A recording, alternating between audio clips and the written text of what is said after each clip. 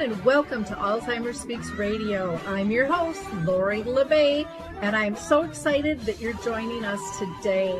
We are going to have a fascinating conversation as usual as we learn from people all around the world at all ages and stages of life. Stay tuned as we shift our dementia care from crisis to comfort. Here we go. What you think about, you will bring about dementia change. We will. Hi, everyone, and welcome to Alzheimer Speaks. I'm your host, Lori Rizzo, and I'm thrilled that you are joining us today. We are going to be talking about the role of a death doula in dementia care. And I know that phrase is new to a lot of people. So you're going to learn what is a death doula, how do they help the person diagnosed, as well as the family. And I think you're going to be so amazed and comforted by their services. But before I introduce you to our guest, I always like to encourage people to go to alzheimerspeaks.com. Check out all of our free educational resources there, as well as our book, Betty the Bald Chicken. You can also access Dementia Map through alzheimerspeaks.com, or you can go directly to our sister company at dementiamap.com as well. And then I ran across this product called Twiddle. And they are absolutely fantastic. They provide sensory tools that really calm people with dementia down. It's great for ADHD, all kinds of people dealing with anxiety.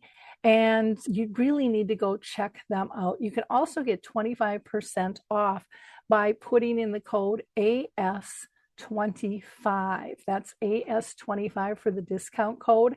And their website is the number 4 and then twiddlesplural.com, 4twiddles.com. And again, don't forget that discount code of AS25 that you're going to want to take advantage of. So let's go ahead and introduce you to our guest today. So Lori, I'm so excited to have you on the show today. We've been talking back and forth for a while, and if it wasn't one of us, it was the other one that needed to postpone. So I'm just thrilled to have you on. I love the work that you're doing, and I can't wait to share it with our audience. So thank you so much for taking the time to be with us today.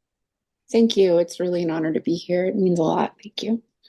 So I'm going to have you, if you don't mind, introduce yourself to our audience. Who the heck is Lori Rizzo? Yes, I am an end-of-life doula, otherwise known as a death doula in some circles, and a certified dementia practitioner.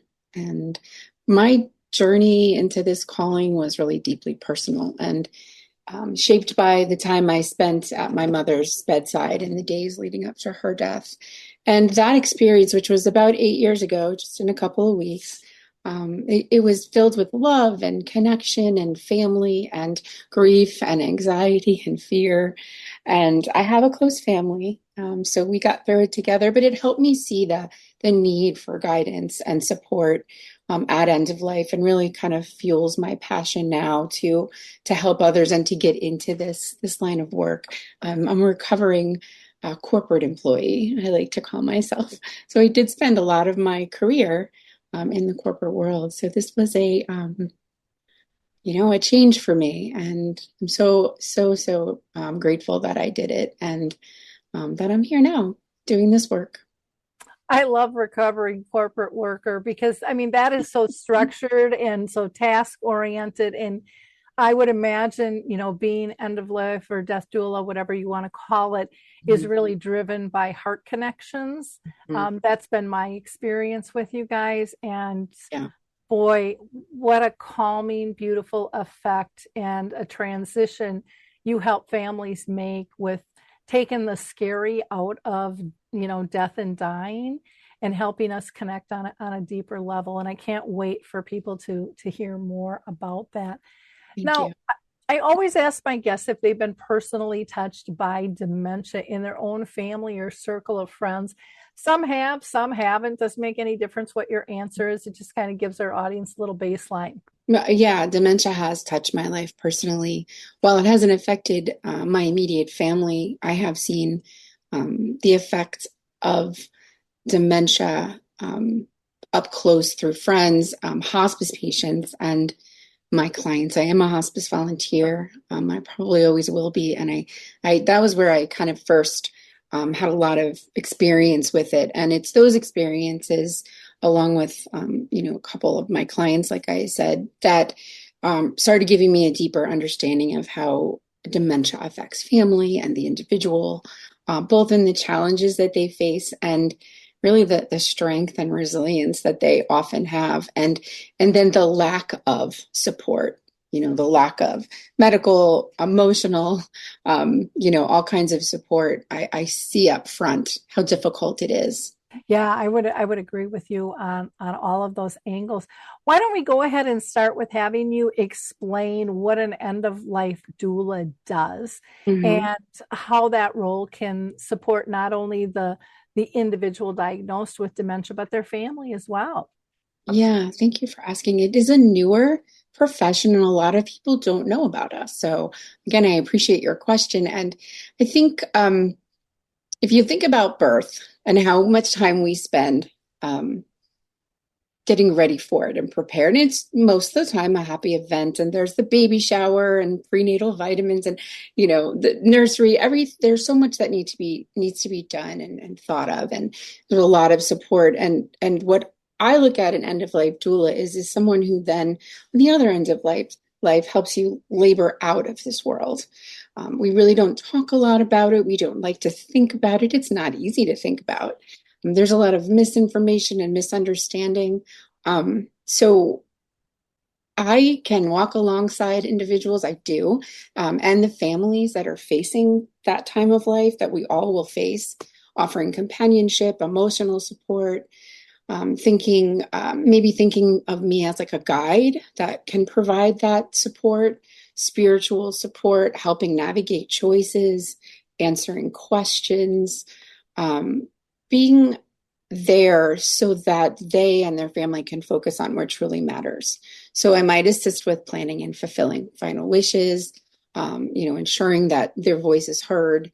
Caregivers need a lot of support and companionship, a listening ear, a helping hand. We know about the caregiving crisis in this country and really across the world that people are just not prepared to to watch this happen to a loved one, and in many cases have to step in and be that support.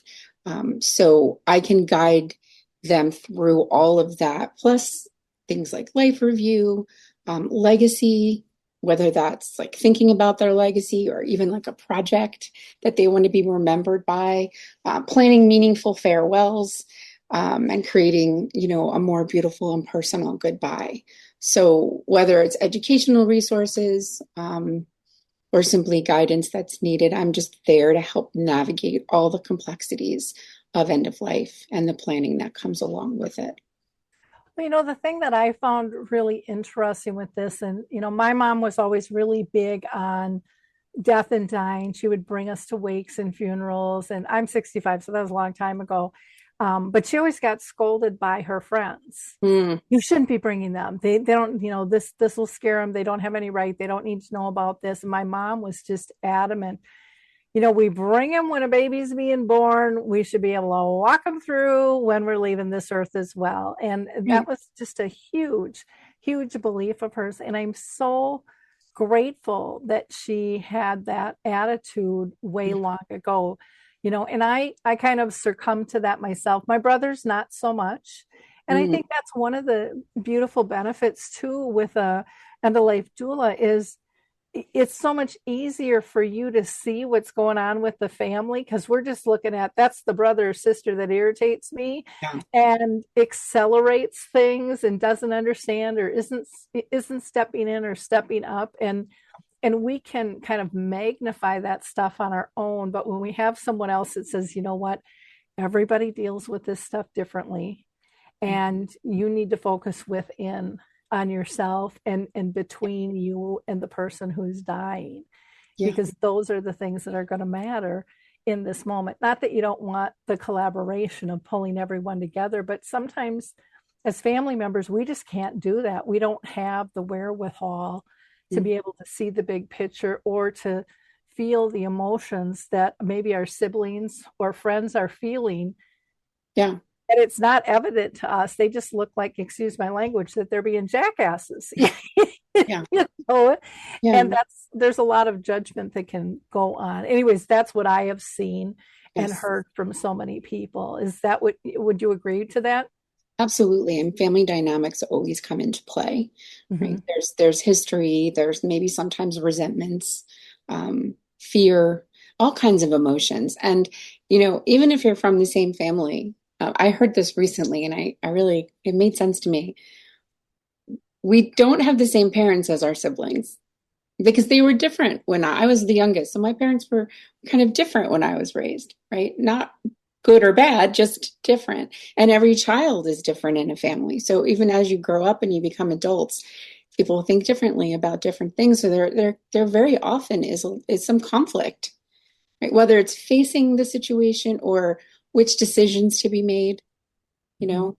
So absolutely, like somebody that comes in from the outside that can build the rapport to be a trusted person, a trusted companion with that family, not a family member, but someone that they can learn to rely on and trust to have everyone's best interest, including the person who has a diagnosis or a life-limiting illness that they know is dying. So um, it's part of being a doula is all about that, whether it's validating everybody's emotions individually, because whether if you're angry at something or you're sad, someone, the two different people, both of those emotions are real and they're not wrong. And I think that's what happens a lot, in life, but also within families when there's a crisis like an illness or a death that we know is coming. All these emotions come to the surface, and there's not a whole lot of like understanding of each other because we are all so different. And wouldn't it be nice if you could have a calmer, situation with your family member, and more love and connection than strife and conflict. Yeah. Yeah. I remember when my dad was dying, and this was with a hospice person, but again, a death doula or end of life would kind of, in my opinion, play the same role. And my dad was on hospice, and he had a brain tumor.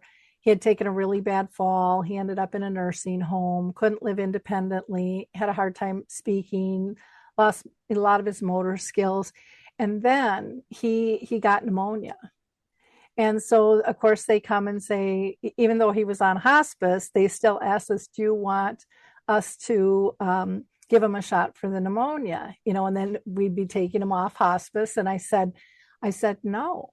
And my whole family looked at me like I was crazy. And I remember saying, and the hospice person was there helping us, but I said, that's not going to fix dad. That's not going to get him out of the wheelchair. That's not going to get him talking. It's just going to get rid of the pneumonia, maybe. Mm-hmm. And then, this professional came in and said, yeah, she's right. And I never would have gotten that across because I would have just been looked at like the jerk, because everyone was like, save dad, save dad, save dad. Right. And yet I was the one having conversations with how dad wanted to live his life. They weren't necessarily privy to all of that because they weren't comfortable having those conversations. Right. And that was such a relief because they would listen to an outsider versus myself Exactly. in a whole different fashion. And then the family came together and made the decision. Yeah, that's not what Yeah. dad would want. Yeah. And I really don't think we ever would have gotten there without that, Mm-hmm. and so I think those are the types of things that are so important. Or most families will have the black sheep that gets blamed for everything, and no one really listens to that person. They've just Mm-hmm. kind of plugged them in a hole. And an end of life doula will listen to that person Yeah. and give And them the deserve to same, be. yeah, give them the same respect and compassion. Mm-hmm. And to be recognized by somebody, especially during that time, is Hmm. really powerful. Yeah, Really, definitely. really powerful. So yeah, it's you guys play just a super, super, special role in so many different ways. Hmm. What are some other common challenges that you see families struggling with, especially somebody with dementia? And I love that you're trained in dementia because a lot Hmm. of people aren't that play this role. So, I mean, you're kind of a super pack coming in my eyes. Yeah, well, and I noticed, like I mentioned early on, I want to learn more about this because Mhm. I knew some things, like the general public knows, but and also from a good friend, but getting that extra training, and a lot of it is I seek it out myself because there is a lot out there. Some people just don't know where to get it from. But common challenges, I mean, what really comes to mind first and foremost is um, the emotional toll. I mean, I know we were just talking about that, but specifically with dementia, that to me is sort of front and center because just like end of life, it's not something people think about, unless it's been in the family or, grandma had it and now, but many times people don't see the signs. So, until it's much later. And really witnessing a loved one's decline, cognitive decline, physical, both is really emotionally distressing and really can lead to so many feelings, right? Sadness, frustration, even guilt. Um, and when a family member or that family becomes that caregiver, whether it's the spouse or the adult child or a sibling, their lives change. And they also need support. So I see the family as also kind of having the disease, if I could put it that way, along with their loved one. Um, seeing the decline, someone that you've known maybe all your life, it's a parent, if it's a parent, or many, many years, if it's a spouse, they're different now. And that is hard. That is really, really hard. The grieving begins, right? So, as an end of life doula, I'm very aware of that sort of anticipatory grief, or kind of wondering what's going to be next and how are they going to be and how is it going to end. Like, there's so much uncertainty with a dementia diagnosis that emotional toll can be damaging. Maybe it's a wife who, her husband is starting to show signs of forgetfulness, and maybe he's the one who handled all the finances and a lot of the things in their life, and he's making mistakes, right? Or he's forgetting something simple that she just told him yesterday. And she's irritated by it. So I do know of a family where this is kind of happening, and the parents are fighting, and they really never fought all these years. I think they've been married over 50 years. And what she needs is somebody to talk to. The children are kind of like getting mad at her because she's getting angry with him. And my thing is, let's stop and talk to the wife and ask how she's feeling and validate that this is hard and validate that it's scary and also makes her angry at the same time. Supporting her is imperative because she needs to know and understand how to now even approach her husband, communicate with him, talk, even in the beginning stages, right? And for the person who's diagnosed, the emotional toll, again, if it's early enough where they're aware, and many times people are, as you know, like that person that's living now with the knowledge that they have dementia, it's terrifying. They know that something is changing in them. They feel it. They're aware, and they also know kind of, or they have assumptions, right, of what's happening. So there's a need for support and education for the family collectively, and then each individual person. And I provide that. That's something I can provide because where else is it coming from? If they go to a neurologist, they're going to give them some information, but they're not going to spend time talking about that. I just see a need for that. I see a gap in the areas of care for everyone that's living with the diagnosis or all of the changes that come with it. Yeah, I agree. And I think so much of, what we've been fed via society is all this negativity and this stigma, and the relationships are gone and they don't understand. But, even as you were describing the wife being, sad and frustrated and sometimes angry, the person with dementia is they're reading all of those nonverbals. Even if she doesn't say it verbally, they're still able to read all those nonverbals. And I mean, how sad would that be? And I talk with, on my dementia chats that I do, this Mhm. comes up in conversation quite often where they are so worried about their care partners.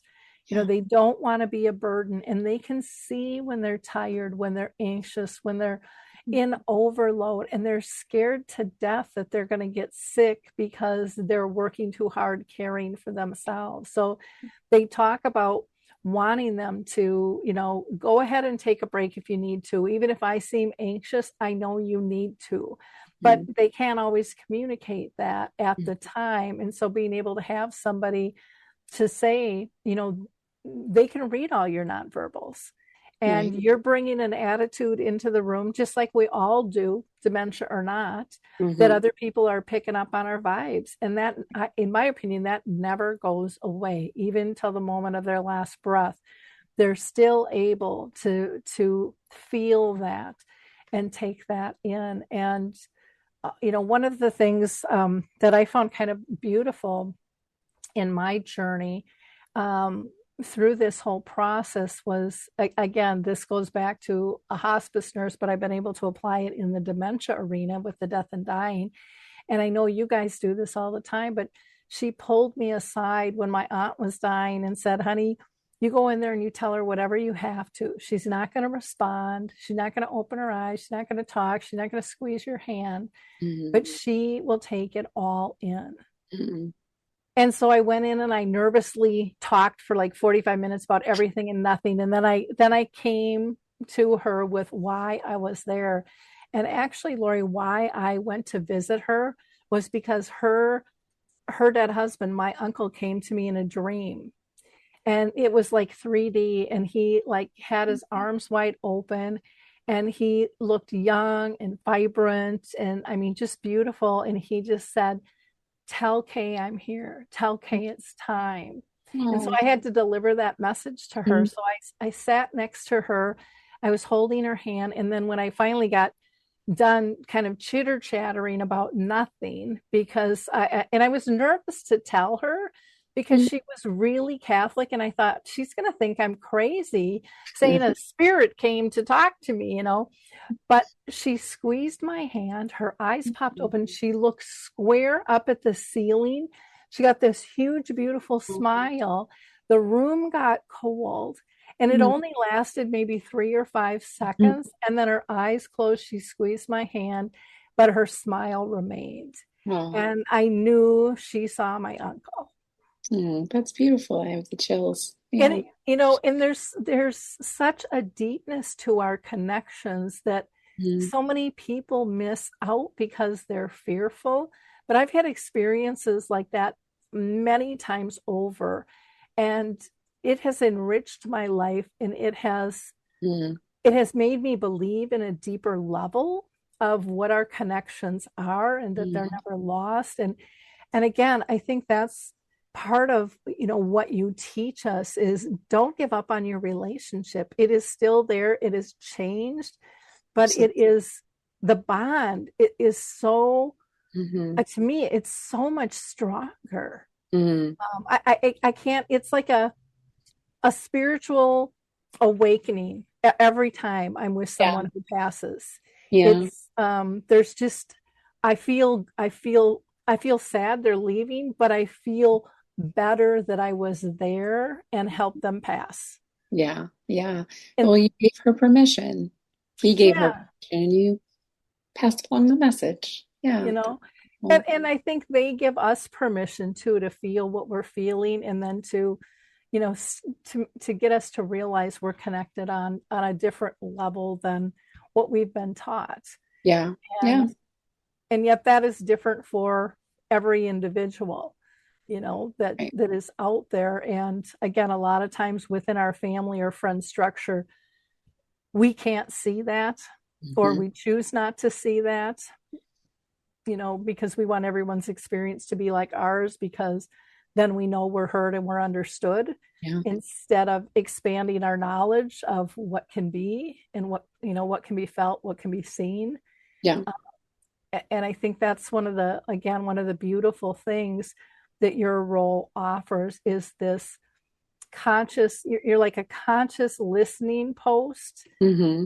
that steps in and guides us how we as individuals need to be guided in that moment. Hmm. It's not, I've never seen any of you go one size fits all, you No. know, Yeah. Right. and Yeah. we're not used to that in this world. Right. Yeah. Yeah. It's true. There's not a one size fits all. Every family is different, every individual just is different, every disease process is different, even with dementia, right? And I know you've heard it. You meet one person with dementia, you've met one person with dementia, and still there's a lot that they can learn so Mhm. that they can understand specifically how to, whether it's a family member, or the entire family, now approach that connection, because it's the same person, but because they're changed, it might not feel like it. So how can we continue to connect, um, with them as the disease, at every point, right, as it progresses? Because I mean, I know you know more than most that with your mom, I think I remember that she lived a long time with dementia, and I think they say the average is 8 to 10 years, but it's an average. So it can be much shorter and it can be much longer. And education, understanding how individually with that person, families can approach, care partners can, be on the same page. That's so important. Again, siblings have different ideas. The family I mentioned, the mother is being accused of being in denial, but she's really probably avoiding because it's hard. So much education is needed. And with that education, it will help them to connect better, to keep that, family, whatever the relationship is, intact, but changed Yeah. as the person changes. Well, and people don't understand, like with denial, that, a lot of people think, well, it's just avoidance.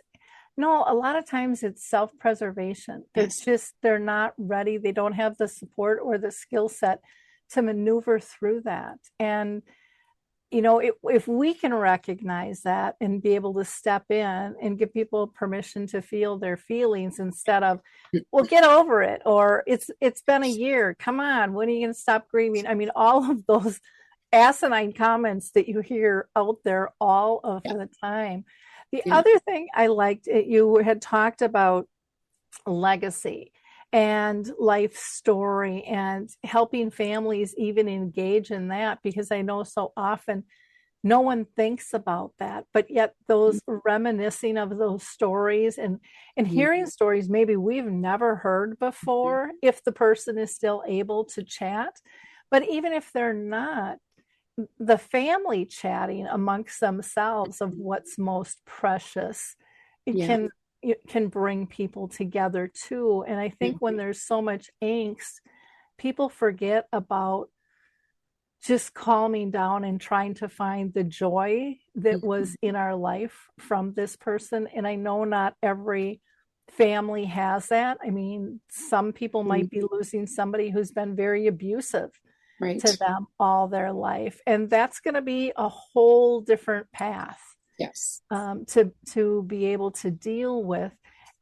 What are some tips that you have for families that struggle with, hey, my life wasn't so peachy? Mm. Yeah. I think, well, I'm trauma informed, so I Mhm. think that learning and knowing a little bit about trauma is helpful for the individual, and to validate that those feelings are real. Things may have happened that, um, you know, they're still bringing with them.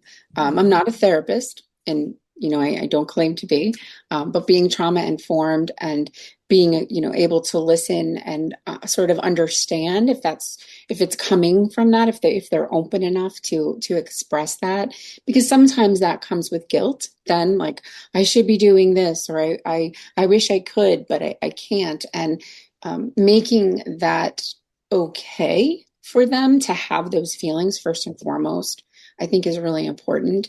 Um, and if we're talking about, grief or dementia, really two different things. I just want to clarify. So, Lori, let me ask you this. There are, I mean, I feel like I was really lucky. My family, for the most part, got along and was very loving. But there's a lot of families caring for somebody with or without dementia that, may have been brought up in an abusive household. How, and I mean, and I've heard people say, I don't want to take care of them. Hmm. I've also heard people say when their loved one with dementia changes personalities, because some dementias do, Yeah. and they've said, well, where's this person been all my life? I really like this person, or you have the real nice little person who's all of a sudden turned mean and they're not understanding that. How do you help them cope through those traumatic times? Yeah, that's a great question and thank you for acknowledging that, because it's not all hearts and roses. And then when families go through a dementia diagnosis or even like an end of life process, there could be trauma that's involved from the past that person is now being I'm now responding to, right? So a trauma response. And I'm not a therapist, but I am trauma informed. And I think like looking for that and being able to have conversations with someone who's going through that, um, those feelings of, well, all of the things that you just mentioned, and kind of giving them the space to express that and then validate, that those feelings are almost expected. Like, even being able to, point out that, well, of course, that's how you feel. Now that you've explained that to me, I understand where you're coming from, and helping them see that even in this situation, they might have to set boundaries, right? They might have to work with their own needs and make sure they're taking care of themselves. And if it's really hard for them to be with that person, then that might not be the right place for them. So maybe they're not the frontline care partner. Maybe they help out, but they tell the family, I can't do this or that. It's so hard without knowing very specifics, because every family, as we said, is so different. But I think, to sum it up, validating and listening, and helping them see that their feelings are not wrong. And if they know they're not wrong, then that their feelings make sense, and that's Yeah. okay. I can't Yeah. fix it, I can't take it away. But as a doula and a companion to a family, I can validate and understand. Yeah, I had one family when I sold real estate that I really wish there was a doula to help them out. And this is, I think, a much more common scenario than what people think. But there were three brothers.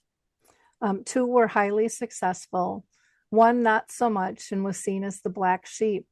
But the black sheep took care of his mom. Mhm. He moved in, he took care of her for like 8 years.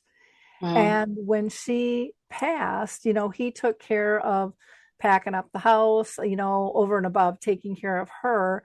But when it came time for closing, he could not sign any of the papers because she gave the power of attorney and executorship to the other two. And he was so distraught. And Mm-hmm. it was so important for him to sign, but he legally couldn't. And they just kind of brushed him off. They did not see his pain at all. They saw their little brother, who was always a black sheep, who didn't understand anything, and they continued with that. And just to point out the pain point of this and why I think your role is so important. He was very he ended up being very fiercely mad at me during the closing, because I was a safe person to attack. And so we got along wonderful through the whole thing. So I kind of pulled myself out of the room because I knew it was escalating, because I couldn't give him permission to sign and stuff. But after the closing, we went into the room and he had kept grabbing for his boot. He just kept reaching down, grabbing for his boot. And after everybody left, I sat down and talked to the closer, and she said, boy, that was a really difficult closing. And I looked down at the floor and there was a bullet. And so, you don't know what's going through somebody's mind, but that bullet was not on the floor when we entered. But he was so distraught, and he wanted closure with his mom. And there just was, and I felt so bad, because you knew that family was never going to be close moving forward. It was like, this is done, it's over, poof. And he was going to be all on his own. And I felt so bad, because none of them understood the others at all. And I think that's one of the beautiful roles that you guys play, in terms of really trying to help people understand not only where they're sitting individually and validating their feelings, but trying to explain the puzzle of the family.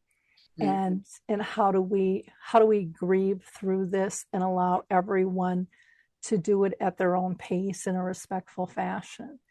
And to me, that's such a critical piece to do. So I just, like I said, I wanted to state that, because I don't think people understand the depths of the hurt and the pain that people are feeling, because they're dealing with their own stuff.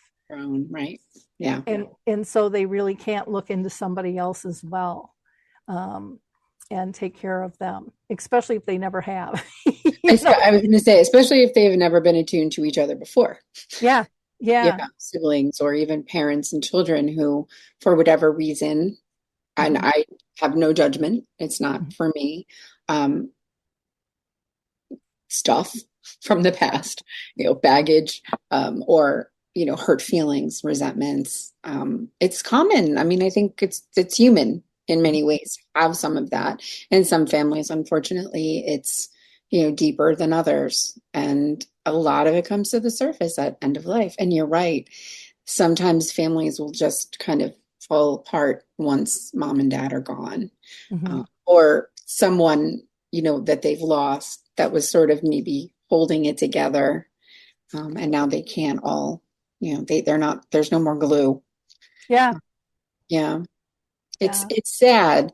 And I do, like I said, think it's part of dying is part of the human experience, but we don't really, said before, we don't talk about it. We don't get instruction. We don't think about it, but yet we are all going to experience it at some point, for ourselves and for people that we love. So why can't we change the narrative around it? And I hope to do that in my work, in again, helping families to come together at that point rather than get further apart. And, specifically with dementia, the cognitive changes that come along with it, it's different than physical, which is also hard to see. But again, that need for support and education for everyone around that is so needed. So, I'm going to just take a quick break here, and just in case anyone is just listening right now, and just popped onto this recording, you're going to want to reel on back and go to the beginning. We've been talking with Lori Rizzo, who is a end-of-life doula, and she has a company called Compassionate Crossing Doula, and she's just fabulous. She is so heartfelt. She understands this process. She's well trained, not only within the death doula and end of life, but with trauma, with dementia. Really has a listening ear and non-judgmental in her approach to death, and trying to help families celebrate a life. And how do you lace that legacy in so you don't feel the loss quite as bad? And so you can go to her website, which is compassionatecrossingdoula.com. She is also on Facebook and Instagram and LinkedIn, both under her personal name, Lori Rizzo, as well as Compassionate Crossing LLC. And you can get all this information in the show notes as well. I also want to just mention Q for Good. Q for Good is a wonderful webmaster that I personally use. I can't speak highly enough about this company, but I know a lot of people struggle trying to find a good match. I know I did for many, many years. I had companies I worked with that I thought I was going to go bald, pulling out my hair when I would have a problem. And these guys are just exceptional. They're kind, they're responsive, they document things, they take the fear and anxiety away. And you can just go to qforgood.com. And if you mention my name or Alzheimer Speaks, you can also get it 10% off. But I love being a raving fan for them. I just think that they do exceptional work and might reduce some stress that you have as well. I'm also going to give a plug for Twiddle. Twiddle, again, is a sensory product, and this can be great for end of life or anybody living with dementia, anyone who has ADHD. We all have our moments of anxiety, and you see these fidget projects all the time that are out there. But they're comfortable, they're washable, and they're engaging, they're colorful. It might be something of interest, as well as their Adapt-A-Wrap, which is a clothing product that you put on from the front and then closes in the back. So if you have anyone who has limited mobility, or sometimes that can be a struggle that turns into a fight, you want to keep things calm. Or you might have someone who disrobes because it's not comfortable on them. This is a soft product. So you can go to the number 4 and then twiddles.com, 4twiddles.com. And you can also get a 25% discount by putting AS25 in as well. So like I said, I like to mention a couple of things for my audience to be able to take advantage of. Let's go back to Lori and learn a little bit more. I have learned so much, and I just talking with you, Lori, it calms me down. As you know, I was dealing with some family, emergencies, and you're like, just take a breath. Do you need more time? But it's just nice to be able to talk to someone who is calm and understanding and knows life isn't always perfect, and neither are we at times, and that's okay. So I personally thank you for that. Let's talk about your support. We're talking about supporting families, who are dealing with loved ones with dementia during their change. One of the questions I think people will ask is like, when do I pull a doula in? Do I pull them in right away? Do I wait till the very end? And I've heard varying stories on that. So you tell us, when's the right time? Well, I want to say there's never too early to start thinking about planning, to start having conversations with families, and to not avoid those conversations. I work with people wherever they are, whether that's at a diagnosis and there's a need for talking that through and starting to I don't want to even say accept, but maybe starting to understand that this is where they are, or along the process, whenever the family or the individual needs more help. And doulas kind of, we work alongside hospice. We are not hospice. We are non-medical. So that's another reason why we can be involved whenever. And sometimes people might live far away from family, and so there's a need to kind of have those conversations even earlier to make sure that, maybe aging parents are, have a plan if there isn't already one in place. And then sometimes the doula will kind of get called in very late in the process at bedside. To me, the best way to utilize an end-of-life doula would be earlier, right? So to have that support early on, whether it's for resources, for education, for that listening ear. So it's really at any stage, but just like hospice, you can't really utilize hospice's full benefits if it's avoided until the end, which is a lot of times what happens. But by then it may be not too late, of course, but later in the process of the dying process to learn enough ahead of time to understand what's happening. For example, it might be part of the education of explaining to the family like what to expect in the months and the days and the hours leading up to the end. And hospice might give that information, but we can't remember all of that, especially when it's such a heightened situation with emotions. So to be there with the family alongside and explain, what's happening, what to expect, to take on maybe even some of the burden, whether that's calling other family members or being the eyes and ears for hospice and speaking, even the liaison. I've worked with families where I'm the one who called hospice and got it all set up so they didn't have to do that, so that they could sit and be with or continue working or whatever, else they need to do. So really at any stage.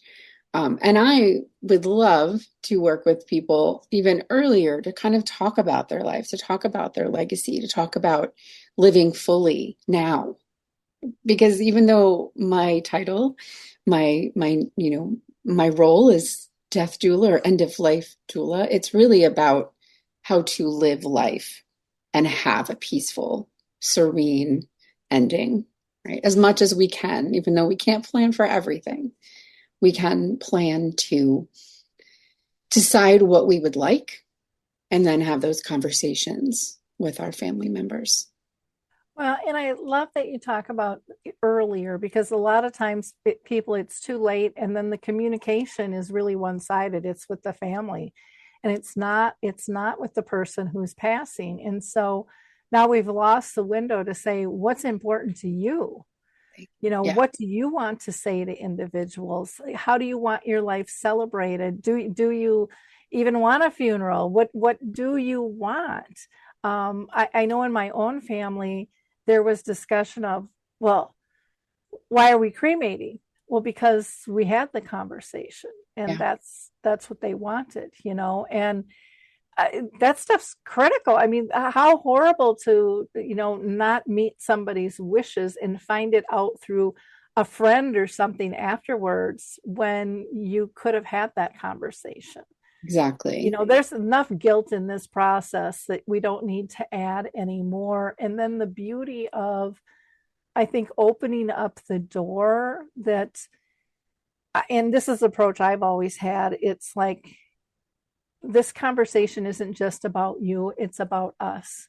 Mm-hmm. So talking as friends of as adult children with their parents of, oh, you'd like that, I would like this. I've never really thought Mm-hmm. about it, but now that I have. Mm-hmm. Or you change your perspective as you learn together what the process is really like. And I think that is just so important for us to all take advantage of. And then it takes the scary out of it. I think of my parents when my dad had brain cancer, my mom had dementia. And so they were going to get their wills and everything in order, which can be all part of this process if that hasn't been done yet. And, my dad and mom, oh, we don't have that much. We don't need to. And I'm like, this is about smart living. you have been in charge of your life all of this time. Why would you let go of the reins now? Yeah, that's And already. they never looked at it like that. Mm-hmm, mm-hmm, They just assumed they didn't have enough, and they had plenty, mm-hmm. that needed to be addressed and figure out, you know, how would they like that dispersed and to Yeah. whom or to what, and they felt, I think, empowered after doing that. Mm-hmm. But Yes. but there's so much fear that we don't think that it's going to empower us. We think it's going to depress us. Right. Right. Or it's too morbid. And it's embedded in our culture that we don't, don't think about it as if it won't happen. Yeah, Right. Or it's yeah, too yeah, sad. It's too depressing. But the time to kind of get things together isn't in the middle of a crisis. You can say that about many things in life. So we plan for a lot of things, but without planning for our death, and you're talking about like estate and the money, and we talk about healthcare decisions, advanced healthcare directives. A lot of people don't do those. And then there's all of the spiritual and emotional. How do you want to be cared for? How do you want your bedside vigil to look like? Many people wouldn't even think that that's something to consider. yeah. um, and Are there yeah. people that you don't want there? Exactly. Are there people that you don't want around? I spoke with a man I know who's a retired minister, and he said to me, "Yeah, I don't really want them singing hymns and reading scripture around my bedside. There's other things I want." Okay, what are they? Which was shocking, right? Maybe his wife would have known that, but as someone who knows what he did for all of his life, I would have assumed that that's not what he wanted. So we can never really assume. And when it comes to dementia, that's even more of a reason to talk about these early on. And I want to educate people on having, not just their healthcare physical directives, but what if there is a dementia diagnosis and then there's a long illness, and that at that point, then you're not going to be able to talk about these things. Yeah, So that's out there, and a lot of people don't know, yeah, that they can think about. We're not all going to get dementia. Our families are, our parents are not all going to. But if we do, then what do we want at end of life? And it looks so much different, right, than other situations. So the idea that people can actually talk about this and think about it, even with dementia in advance, so important. yeah. Well, and like little things that we take for granted of what kind of music do they like that would give them comfort. So even Yeah. when they can't communicate, what helps them go to sleep, what helps them wake up, what makes them feel good, what makes them feel sad. Do they like someone to hold their hands and talk closely, or do they Exactly. want their space? I remember having one gal, and we're still friends to this day. This is when I first got in. So this was probably around 2009. And she wrote to me and said, my mom is dying. I took care of her, but then she got sick and she had to take a break for like 2 years. And when she came back, her mom was really in the fetal position and she had dementia, but she had just declined so significantly. It was just a huge shock for her. And she's like, I want to give her a hug and I want to tell her I love her. And she's like, but Lori, we were never that kind of family. And Mhm. I said, I can't tell you how many people, and again, this goes back to my real estate days when I did that for 25 years and I worked with seniors, how many seniors wish they would have broken certain modes that just got passed on from one generation to the other. And so I told her, I said, you need to do what you need to do. So go ahead and crawl in the bed with her, give her a hug, and tell her you love her. And her mom moaned and stretched out a little bit, and they both got a tear. I'm going to get teary. This was years Yeah. ago, but it was like she's like she knows I love her, Mhm. because Yeah. she took the risk of being vulnerable and to break that family rule. to let her mom know how much she loved her. And she felt it was accepted and received really well. Mm-hmm. And sometimes we just need other people to give us the permission Yeah. to express ourselves, because we're part of this journey too. It's not a one-sided relationship. And again, I think that's something that your profession does so beautifully in terms of guiding people and then supporting them no matter what the outcome is. Because even if it's not received, it was still expressed, and Right. that person won't carry the guilt of not saying it or not communicating it. And that's a huge relief to an individual. And sometimes that has to be framed up for them to understand, that there's, but that stuff's massive. I mean, that's one of the biggest things I think most family members talk about is guilt of Mm. what they, did or didn't do, Mm-hmm. or should or shouldn't have done, Absolutely. over the years, and trying to find a way to release that so you can just get back to the core of the relationship, because none of us on this planet are perfect. None of us ever will be perfect, but our inner critic tells us we're supposed to be. And then Mm-hmm. we get depressed and feel bad and guilty and all of those things. So, gosh, Lloyd, what a wonderful conversation. What haven't we talked about that we should talk about? Anything we've missed? Well, I love the story that you just gave, and just to piggyback on that a little, it's also giving them permission when it involves dementia or advanced dementia, like your friend and I work with a family right now that has that same scenario, and it's reminding them that person is still there, and like you said, even if they're not responsive, even if they don't, in turn say the I love yous, they're still there, and sometimes families need to hear that, because they've seen and they go through a lot of people, kind of friends and family, kind of going by the wayside. They don't want to see their person like that. They want to remember them the way they are, but they're still here. And it's really important for the family to have that support from their outside circle that used to be in it, the friends of the person and other, like, extended family members that used to be in their life, and not just walk away because they think, well, they don't even know me, right? The family, the people closest to them, they understand a lot of times, but they can't seem to articulate that, because it's, well, they're not really responsive. But that understanding that we still love them, even though they have changed, and when they get to that sort of more later stage, it is, it gets to be more, the changes are just so much more dramatic, because of the way, they might be, whether it's bedbound and, not responding. But yeah, I guess the only other thing is, part of what I want to educate both the community, and I've started to do some of that, and individual families, is there are support groups for both care partners and people living with dementia, which I think is beautiful. That there's a time that, depending on the progression, that I want people to know that, everyone involved can still have a life of purpose and connection and quality of life. And yes, things are going to change, over time, but there are many people living with dementia that are still living.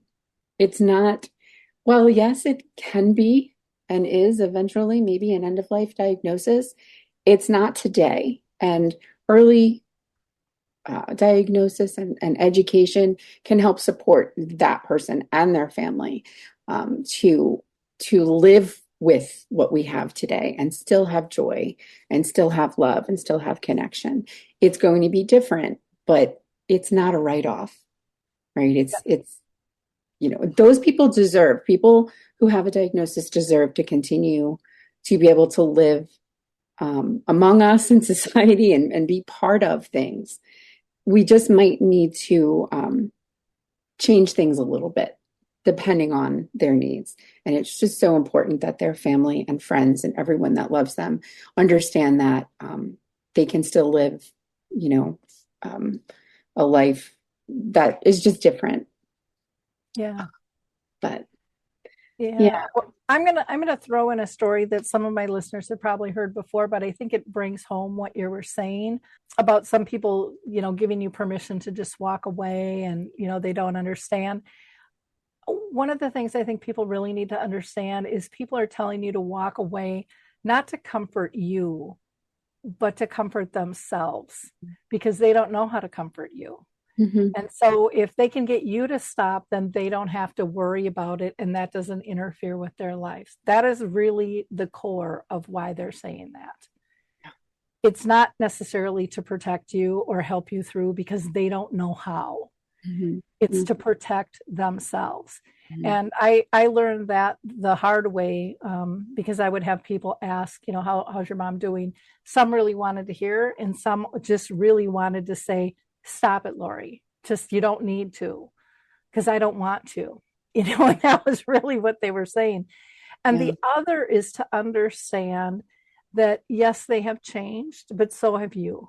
Mm. You Yeah. are not the same person you used to be. And I always tell people you've disappointed many in your life with the choices you've made, but those are choices you've made. A Mm. person with dementia or a person who's ill isn't making this choice to Right. have these changes within themselves. So we need to be a little more gracious, I think, with that. And then Mhm. to also understand that just because they can't speak or they can't give us eye contact does not in any way, shape, or form mean they're not communicating with us. It might be like that daughter who crawled into bed with her mom and saw a tear, Mhm. and felt her breathe a sigh of relief that Mhm. this was good. Yeah. They can be much more subtle, but I have found for myself they are much deeper experiences and way more profound than words could ever be, Yeah. and something that sticks with. So I just wanted to mention those couple of things because again, I through my experiences, not only with my parents, with others, I didn't realize there were levels of unconditional love. I Mm. thought there was like unconditional love when I got married and then when I had a child and then when my parents got sick, it was like, oh my gosh, here's another level and here's another level. And we just got more in tuned Yeah. without words. Mm. It could be touch, it might be, giving a massage just, of hands with lotion, just that Yeah. touch, or sitting silently with somebody because it's comfortable, Yeah. Yeah. safe. you know Yeah. those are things so often we don't we don't speak of the value, but it's huge. Hmm. It's absolutely Yeah. huge. I mentioned my client that is in a situation like you mentioned, bedbound and very end stages. And her daughter, just a quick story, her daughter, so her granddaughter, were visiting, and she texted me and said, and this doesn't happen. So it was really, really big, and it just it just warmed my heart. She smiled at them. And just that smile, I mean, we take it for granted. But that was so big and comforting and loving.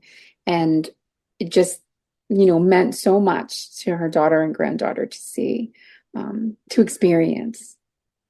Yeah, yeah, it is. It does. It just brings tears. I remember when my mom was in her end stages, she was on hospice. She, for whatever reason, she was having these massive, like full body seizures for almost a couple of days. And they didn't know where they were coming from. And they said, Laura, you better get in here and we should update her, her do not resuscitate and all that kind of stuff. And I'm sitting with the nurse and we're going through everything. And my mom is like sleeping in her, Jerry wheelchair.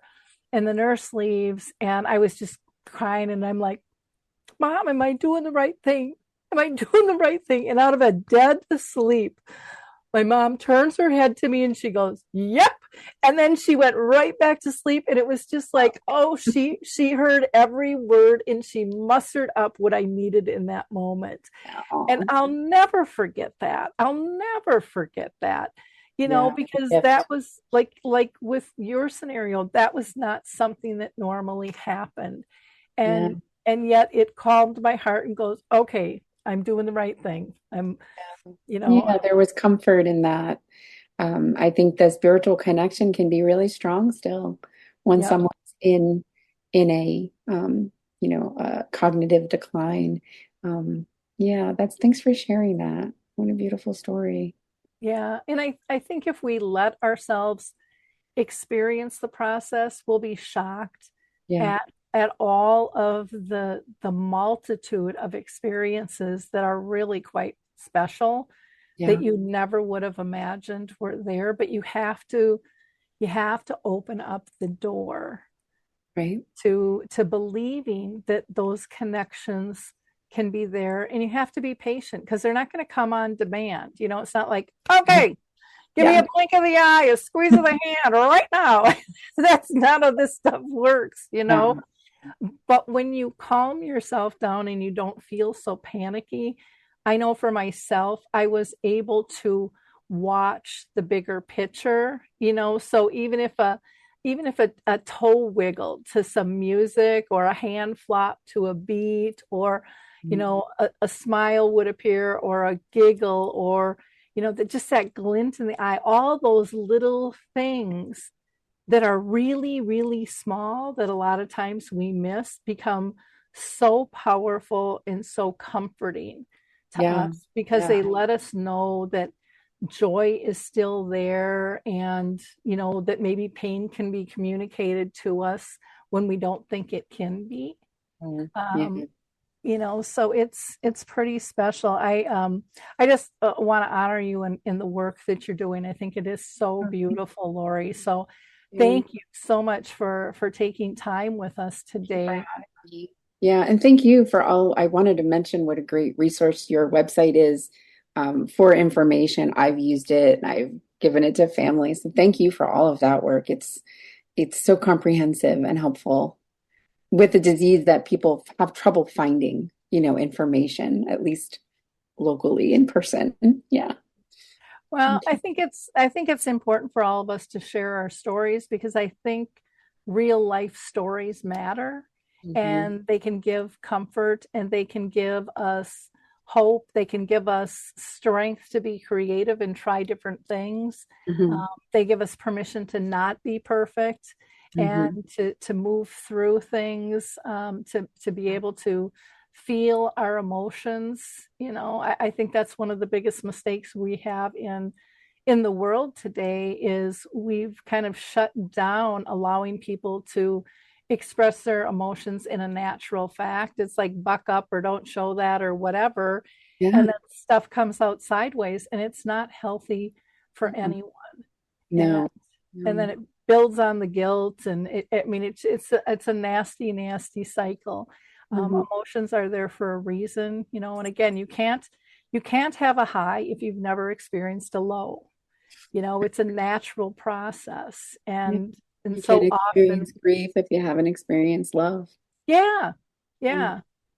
And for me, I when I was really struggling with grief, I remember one day it hit me kind of when I was swirling down and kind of getting depressed, which is normal. All of a sudden it was like somebody slapped me in the face and said, "Lori, how lucky are you to have loved so deeply to hurt so bad?" Mm. And that just changed everything because I know not everyone loves that deeply to hurt that bad. And then I could accept it as a gift Mhm. instead of a disaster. And still feel it. Yeah, Still, you can't bypass the feelings, but you knew it was okay. yeah, exactly. Exactly. Yeah. So I hope our listeners will be what I call a giver of hope. Join Alzheimer's Speaks and, like, click, and share this information. This is such an important conversation, and people really should not be fearful of it. The more we talk about this stuff, the easier it becomes. And the more we'll all learn to celebrate life on a Mhm. deeper level. So, be a giver of hope and join us in that process. Again, you can visit Lori's website at Compassionate Crossing Doulas, or I'm sorry, Compassionate Crossings Doula.com.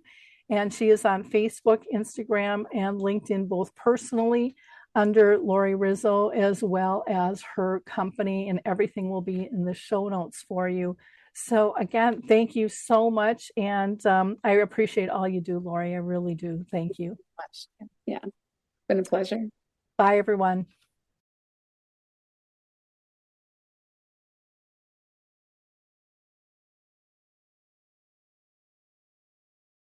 It's time to rethink, renew, and reimagine retirement. Hey everybody, Jared Sebesta here, host of Retire Repurposed. Now this podcast is about the non-financial parts of retirement, which many times can be even more challenging than the financial. We believe retirement is not the end, rather the beginning of what could be the most impactful, purposeful, and fulfilling season of a person's life. So don't retire, become repurposed. To listen now, search Retire Repurposed on your favorite podcast platform, Senior Resource, or Life Audio.